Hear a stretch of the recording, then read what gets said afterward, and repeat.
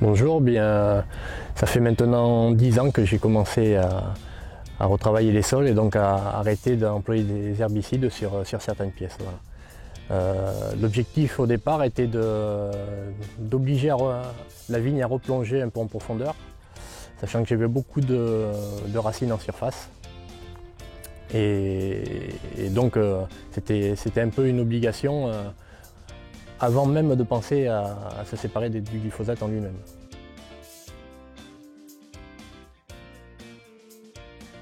Bien, au début, quand on se lance comme ça, on n'a pas forcément envie d'investir dans du matériel, sachant qu'un matériel ne fera pas les travaux de toute la saison. Donc on a ressorti les décavaillonneuses, voilà, les décavaillonneuses qu'on avait, et en enlevant les gros versoirs qu'il y avait dessus, en mettant des petits versoirs pour faire un peu le système des décalex aujourd'hui. Voilà. Donc, et je me suis mis à retravailler les sols, vraiment enlever le bourrelet qui me gênait près du cep.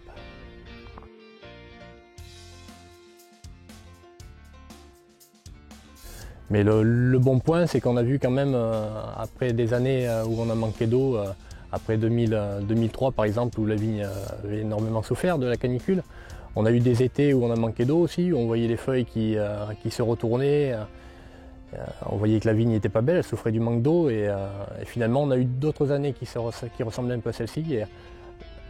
Les racines avaient plongé et la vigne, on voyait moins qu'elle était en souffrance. Voilà.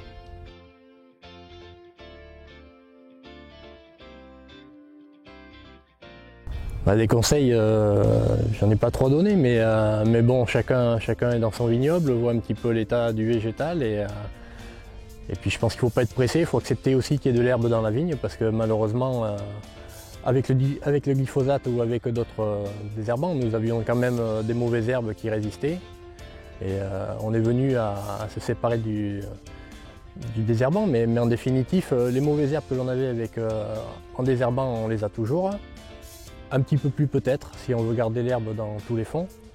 Mais malgré tout, on voit bien qu'en arrêtant progressivement, on peut travailler un peu le cavaillon, on peut retravailler un peu nos sols.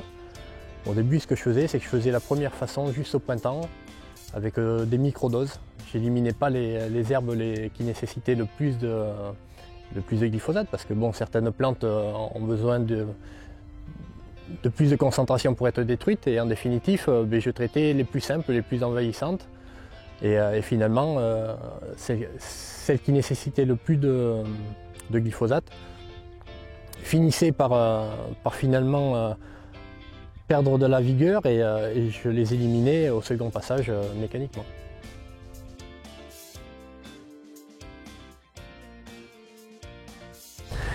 Dans l'idéal, certains n'aiment pas l'herbe dans la vigne. C'est vrai qu'on voit des vignes en bio ou d'autres qui ne le sont pas, où il n'y a pas du tout d'herbe dans la vigne.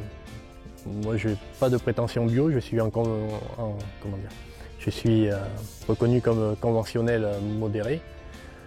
Après, moi, l'herbe ne me dérange pas. La seule crainte, c'est au printemps finalement, si on fait des semis à l'automne, il ne faut pas qu'il soit trop haut quand arrivent les gelées printanières. Si on n'arrive pas à gérer l'herbe qu'il peut y avoir sous le cavaillon, parce qu'il y en a toujours un peu, au moment de la fleur par exemple, on peut avoir un petit peu de milieu aussi qui pourrait se développer. C'est les principales craintes que je me pose finalement, c'est arriver à faire les travaux à des moments bien précis, pas se laisser envahir.